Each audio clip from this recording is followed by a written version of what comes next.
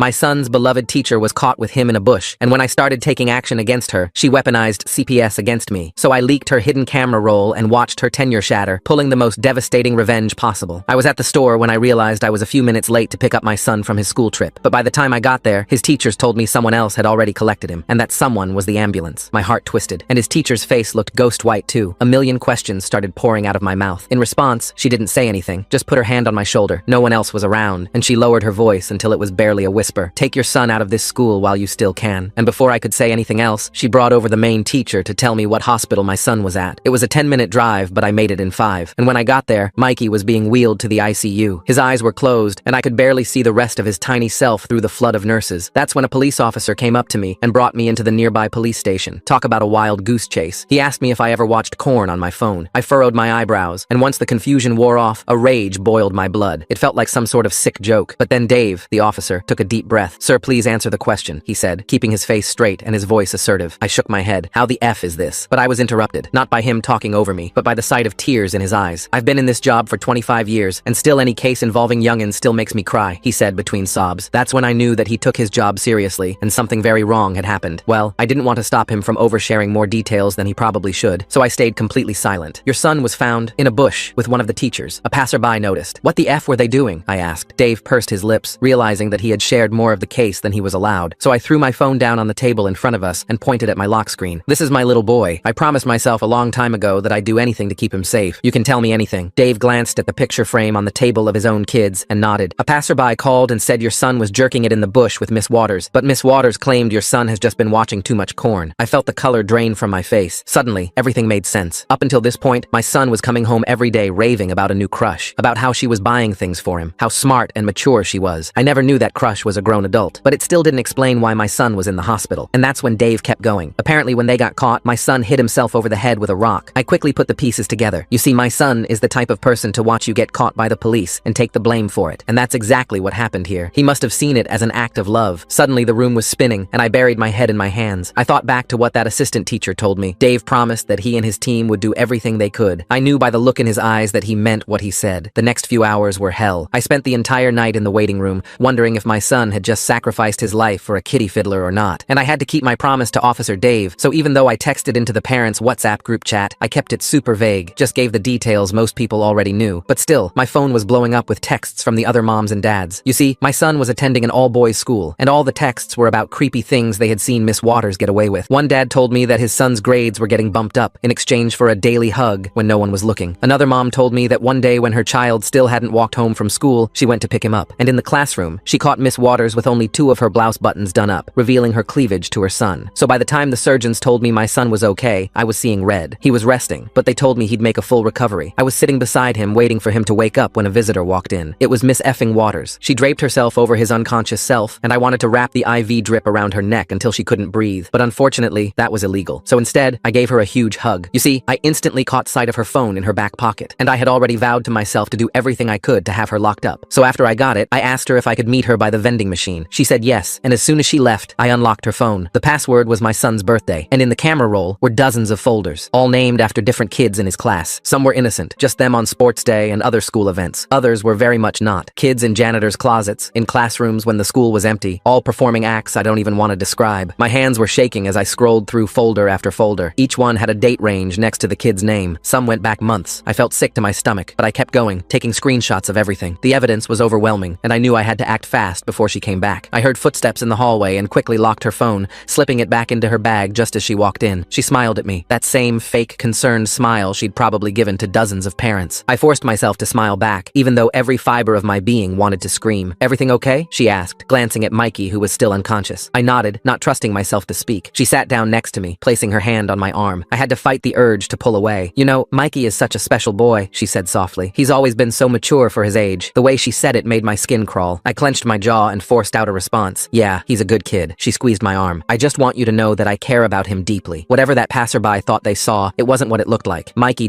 he gets confused sometimes. Kids these days with all that internet access. I wanted to tell her to shut up. I wanted to show her the screenshots I'd just taken, but I knew I had to play this smart, so I just nodded again. "I should probably go," she said after a few minutes of awkward silence. "But please, call me if you need anything. Anything at all." After she left, I immediately opened my phone and started airdropping everything to myself. Every single photo, every folder name, every date. My storage was almost full by the time I finished, but I didn't care. This was evidence that could protect not just my son, but every other kid in that school. The rest of the night passed in a blur. Mikey woke up briefly around 3 a.m., confused and scared. I held his hand and told him everything would be okay, even though I wasn't sure if that was true. He asked about Miss Waters, and I had to bite my tongue to keep from telling him what I really thought about her. By morning, my phone was buzzing non-stop. The parent group chat had exploded overnight. More stories were coming out. One mom said her son had been staying after school for extra tutoring 3 times a week. Another dad mentioned finding love notes in his son's backpack that he thought were from a classmate, but now realized the handwriting looked suspiciously adult. I knew I couldn't handle this alone. I needed help, and I needed it fast. So I sent a message to the group. Can we meet? Not at school. My place, tonight at 7. It's important. The responses came quickly. 6 parents confirmed they'd be there. I spent the day preparing, organizing the evidence, making copies of everything. I also called in sick to work. There was no way I could focus on anything else right now. That afternoon, Miss Waters texted me. Hi, just checking in on you and Mikey. I'm so worried about him. The school board is asking me all these questions and I don't know what to tell them. I was hoping you could vouch for me. You know how much I care about your son. I stared at the message for a long time before responding. Of course, you've always been so good to him. Let me know if you need anything. Her response was immediate. Thank you so much. You have no idea how much this means to me. These accusations are destroying me. I've dedicated my life to these boys. Yeah, I thought bitterly. That's exactly the problem. The parents arrived at my house right on time. Chris and his wife Samantha were first, followed by Kit and Sama. We gathered in my living room, and I could see the worry on everyone's faces. Before I start, I said, I need everyone to promise that what I'm about to show you stays in this room for now. We need to be smart about this. They all nodded, and I pulled out my laptop. I'd organized everything into a presentation, keeping it clinical and factual despite how much I wanted to rage. As I clicked through the evidence, I watched their faces change from confusion to horror to fury. Samantha was the first to break. She ran to my bathroom, and we could hear her being sick. Chris followed her, his face pale. Kit had tears streaming down his face, while Sama sat frozen, staring at the screen. How long? Chris asked, his voice barely a whisper. Based on the dates, at least 6 months, maybe longer. We need to go to the police right now, Chris said when he came back, Samantha leaning heavily on his arm. With what? I asked. Screenshots from a phone I accessed without permission? She'll have wiped everything by now. It'll be our word against hers, and she's got tenure. She's been there for 8 years. Who do you think they'll believe? So what do we do? Kit asked. I'd been thinking about this all day. We need to be strategic. First, we talk to our sons, gently. Get them to open up about what's been happening. Document everything. Then we start pulling them out of school, one by one. Make up different excuses, so it doesn't look coordinated. What about the other kids? Sama asked. The ones whose parents aren't here? We'll have to figure that out as we go. But right now, we need to protect our own kids first. The meeting went on for hours. We made a plan, exchanged numbers, created a separate group chat that was encrypted. By the time everyone left, it was past midnight, but I felt like we finally had a direction. The next few days were a careful Davesy. Miss Waters kept texting me, playing the victim. She sent long messages about how misunderstood she was, how the other teachers were jealous of her rapport with the students, how the school board was on a witch hunt. I played along, offering sympathy and support while secretly documenting everything. Meanwhile, the other parents were having quiet conversations with their sons. The boys were reluctant to talk at first, but slowly, pieces of the truth started coming out. Nothing explicit, thank God, but enough concerning behavior to confirm our worst fears. Inappropriate comments, too long hugs, special privileges for certain students. Then, out of nowhere, I got a knock on my door. A woman in a suit stood there with a clipboard. Mr. Johnson, I'm from Child Protective Services. We've received a report of emotional neglect concerning your son, Mikey. My blood ran cold. I knew exactly who had made that report. This is obviously a misunderstanding, I said, trying to keep my voice steady. My son is in the hospital recovering from an injury. I've been with him every day. She nodded, making notes. I'll need to verify that, of course, and I'll need to speak with Mikey when he's feeling better. This is just a preliminary visit, but I want you to know that we take all reports seriously. After she left, I called Chris immediately. She's trying to get ahead of us, I said. She's going on the offensive. Then we need to move faster, he replied. I agreed. That night, I called in a favor from an old friend who worked in data recovery. I sent him the airdropped files, explaining the situation. He promised to see what he could do about creating a verifiable chain of evidence. By the end of the week, 3 families had pulled their kids from the school. The official reasons varied, moving for work, switching to homeschooling, family emergencies, but the pattern was starting to draw attention. The principal called a meeting with Miss Waters to discuss the concerning trend. I volunteered to attend as a parent representative. It was risky, putting myself in the same room as her again, but I needed to see how she'd play this. The meeting was scheduled for Monday morning. I spent the weekend preparing, going over everything with the other parents, making sure we were all on the same page. Mikey was doing better, physically at least. The emotional healing would take much longer. Sunday night, Miss Waters texted me again. I'm so nervous about tomorrow's meeting. Would you mind putting in a good word for me? I feel like you're the only parent who really understands me. I typed back, don't worry, I'll be there. And I would be, just not in the way she expected. Monday morning came faster than I expected. I dressed carefully, choosing my most professional outfit. If I was going to face her in that meeting, I needed every psychological advantage I could get. The school looked different somehow. Maybe it was knowing what had been happening within those walls. I signed in at the front desk, my hand steady despite the churning in my stomach. The secretary gave me a sympathetic smile. News of Mikey's hospitalization had spread through the school community. The meeting was in the principal's office. When I walked in, Miss Waters was already there, tissues in hand, eyes red-rimmed. She'd clearly been crying, or at least making it look like she had. The principal, Mr. Henderson, Henderson, sat behind his desk, looking uncomfortable. 2 school board members flanked him. "Thank you for coming, Mr. Johnson," the principal said. "We appreciate having parent representation during this difficult time." I nodded and took the seat furthest from Miss Waters. She glanced at me with what I'm sure she thought was a vulnerable expression. I gave her a small, encouraging smile. "Play the part," I told myself. "As you know," Mr. Henderson began, "we've had an unusual number of withdrawals from Miss Waters' class. 3 families in 1 week. Given the recent incident with your son, we wanted to address any concerns." Miss Waters dabbed at her eyes. "I just don't understand what's happening. I've given everything to these boys, and now parents are pulling them out like I'm some kind of monster." One of the board members, a woman with steel gray hair, leaned forward. "Miss Waters, can you think of any reason parents might be uncomfortable?" "The only thing I can think of," she said, voice trembling, "is that terrible misunderstanding with Mikey. But Mr. Johnson knows that was blown out of proportion, don't you?" All eyes turned to me. This was the moment. I could expose everything, or I could play along and wait for a better opportunity. I thought of my son in that hospital bed, of all those folders on her phone, of the other boys who might still be at risk. "Actually," I said slowly, "I think parents are just being extra cautious after what happened. It's natural to worry." Miss Waters' face relaxed slightly. She thought I was on her side. "But," I continued, "I do think it might help if we implemented some new policies. Maybe no one-on-one time between teachers and students, and perhaps teachers should keep classroom doors open during any after-school activities." The principal nodded thoughtfully. "Those seem like reasonable precautions." Miss Waters' jaw tightened almost imperceptibly. "Of course, whatever makes parents feel comfortable. Though I worry such policies might make it harder to give students the individual attention they need. I'm sure we can find a balance," I said pleasantly. The meeting continued for another hour. Miss Waters put on an Oscar-worthy performance, the dedicated teacher being persecuted for caring too much. By the end, the board members seemed satisfied that the withdrawals were just coincidence. As we filed out, Miss Waters caught my arm. "Thank you," she whispered. "I knew I could count on you." I patted her hand, fighting the urge to recoil. "Of course, we both want what's best for the kids." As soon as I got to my car, I texted the parent group. "Meeting went as expected. She's playing victim. We need to move faster." The responses were immediate. 2 more families committed to pulling their kids by the end of the week. But we needed more than that. We needed concrete evidence that couldn't be dismissed. That afternoon, I visited Mikey in the hospital. He was sitting up, coloring in a book one of the nurses had brought him. When he saw me, his face lit up, then immediately fell. "Dad, is Miss Waters in trouble because of me?" I sat on the edge of his bed, choosing my words carefully. "Why would you think that, buddy?" "She texted me," he said quietly. "Said people were being mean to her and it was my fault." My blood boiled. "She was texting my son?" I kept my voice calm. "Can I see the messages?" He handed me his phone reluctantly. The messages were there, sent from a number I didn't recognize. They were carefully worded, nothing explicitly inappropriate, but the manipulation was clear. She was making him feel guilty, responsible for her problems. I screenshotted everything and forwarded them to my lawyer friend who'd been advising our parent group. This was a violation of school policy at minimum. Teachers weren't supposed to have students' personal numbers. That night, I couldn't sleep. I kept thinking about those other boys, the ones whose parents didn't know yet. How many were getting similar messages? How many were being manipulated into silence? Tuesday morning brought a new development. Chris called me, panic in his voice. She showed up at my house, said she wanted to clear the air about why we were pulling Jeremy out of school. What did you tell her? Nothing. I didn't even open the door, but she stood on my porch for 20 minutes, calling through the door about how she just wanted to help. This was escalating. She was getting desperate, which made her devigerous. I called an emergency meeting for that evening. Only this time, we had unexpected company. When the parents started arriving at my house, I noticed a car parked across the street that hadn't been there before. Through the window, I could see someone watching. "Change of plans," I texted quickly. "Meet at the coffee shop on 5th Street instead." We regrouped at the coffee shop, huddled in a back corner. The paranoia was setting in, but maybe that wasn't a bad thing. We needed to be careful. "She's panicking," Kit said. "My son told me she pulled him aside yesterday, asked if his parents were angry with her." "Mine too," Sama added. "She offered to tutor him for free if we'd reconsider pulling him out." I shared Mikey's texts, and the mood grew even more somber. We were dealing with someone who wasn't going to go quietly. Wednesday brought the next blow. I got a call from the hospital saying there had been an administrative error with Mikey's records. They needed me to come in and verify some information. When I arrived, I found out someone had called claiming to be from our insurance company, trying to get details about Mikey's admission. The hospital staff couldn't tell me much, but I knew. She was fishing for information, trying to find something she could use against me. That afternoon, my data recovery friend called with news. He'd managed to establish that the files I'd sent him had been created on a school device. Metadata showed they'd originated from Miss Waters' classroom computer. It wasn't definitive proof, but it was something. I was driving home when I noticed the same car from Tuesday following me. I took a few random turns, and it stayed with me. My hands gripped the steering wheel tighter. Was she having me followed, or was I being paranoid? I pulled into a busy parking lot and waited. The car drove past without stopping. Maybe I was imagining things. Maybe the stress was getting to me. Thursday morning, everything changed. I woke up to find my car tires slashed. All 4 of them. No note, no obvious evidence, but I knew. The message was clear. She could get to me whenever she wanted. I called the police to file a report. The officer who came out was sympathetic but honest. "Without evidence, there's not much we can do. You have any idea who might have done this?" I wanted to scream her name, but I knew how that would sound. Paranoid parent blaming a teacher with no proof. So I just shook my head and accepted the report number. Chris drove me to the hospital to see Mikey. When we arrived, the nurses informed me that someone had been calling, claiming to be a family member checking on him. They'd followed protocol and hadn't given out any information, but it was unsettling. "We need to end this," Chris said as we sat in the hospital cafeteria. "She's escalating." "I know, but we need to be smart about it." If we move too fast without solid evidence, she'll spin it as a witch hunt. That evening, I got an email that made my blood run cold. It was from an anonymous address, but I knew who'd sent it. The subject line read, "You should be more careful." The email contained a single attachment, a photo of me at the coffee shop with the other parents. The message was clear. She was watching us. I forwarded it immediately to our lawyer friend and the parent group. The responses were swift and panicked. She was trying to intimidate us into backing down, but she'd made a mistake. The photo had been taken from inside the coffee shop, and in the reflection of the window, you could just make out the photographer. It was blurry, but it was something. Friday arrived with an unexpected ally. I was at the hospital when one of Mikey's nurses pulled me aside. "I probably shouldn't tell you this," she said quietly, "but that woman who's been visiting, she makes my skin crawl. The way she talks about your son, it's not right." "What do you mean?" She glanced around nervously. "She keeps calling him her special boy, asking when he'll be released, wanting to know if he said anything about her. I've started documenting it in my notes." This was huge. A neutral third party witnessing concerning behavior. I thanked her and asked if she'd be willing to write a statement. She agreed. That afternoon, the principal called. "Mr. Johnson, I wanted to give you a heads up. Miss Waters has requested a formal meeting with the school board. She's claiming harassment from a group of parents." My stomach dropped. She was going on the offensive, trying to paint herself as the victim before we could act. "When's the meeting?" I asked. "Monday afternoon. You're welcome to attend as a parent representative again." I thanked him and immediately called an emergency meeting with our group. We had the weekend to prepare and we needed to make it count. Saturday was a flurry of activity. Parents gathering statements from their sons, documenting every inappropriate interaction they could remember. Our lawyer friend worked on organizing everything into a coherent presentation. My data recovery contact managed to extract more metadata from the files, strengthening the connection to Miss Waters. But she wasn't idle either. Saturday evening, Samantha called in tears. She sent a letter to my employer, said I was harassing her and it was affecting my work performance. The gloves were off. She was trying to destroy us before we could expose her. Sunday brought the biggest shock yet. I was at the hospital with Mikey when my phone rang. It was Dave, the officer who'd first interviewed me. "Mr. Johnson, I need you to come to the station. There's been a development." My heart raced as Chris drove me there. Had they found something? Were we finally going to get justice? But when I arrived, Dave's face was grim. "Someone's filed a complaint against you. Says you've been stalking them, accessing their personal property without permission." I knew immediately who'd filed it. "This is retaliation," I said. "She's trying to discredit me." Dave sighed. "I believe you, but I have to follow procedure. Can you tell me about any interactions you've had with Miss Waters recently?" I chose my words carefully, explaining about the parent meetings and the evidence we'd gathered. Dave took notes, his expression growing more concerned. "Off the record," he said when I finished, "be careful. I've seen this before. When predators feel cornered, they get divedgerous." I left the station feeling shaken, but more determined than ever. Tomorrow's board meeting would be our chance. We had to make it count. Sunday night, I sat with Mikey as he slept. His bruises were fading, but I knew the emotional scars would take much longer to heal. I thought about all the other boys in those folders, all the parents who had no idea what their children had endured. My phone buzzed with a text from an unknown number. "Last chance. Drop this or lose everything." I deleted it without responding. She'd already taken too much. From my son, from all those boys. Tomorrow, one way or another, this would end. The parent group chat was active all night. Everyone was nervous but ready. We'd compiled statements, evidence, testimonies. Kit had even managed to get one of the school janitors to agree to speak about things he'd seen but hadn't reported. As Monday dawned, I felt a strange calm. We'd done everything we could. Now it was time to face her, to stand up for our children and all the others who couldn't speak for themselves. I arrived at the school early, wanting to touch base with the other parents before the meeting. But as I pulled into the parking lot, I saw something that made my heart sink. Miss Waters was already there, surrounded by a group of teachers and parents. She was crying, gesturing dramatically. I could see some of them nodding sympathetically. She was rallying support, painting herself as the victim of a parent vendetta. This was going to be harder than we thought. I checked my phone. The other parents were already inside, texting me updates. The board meeting was in the main conference room,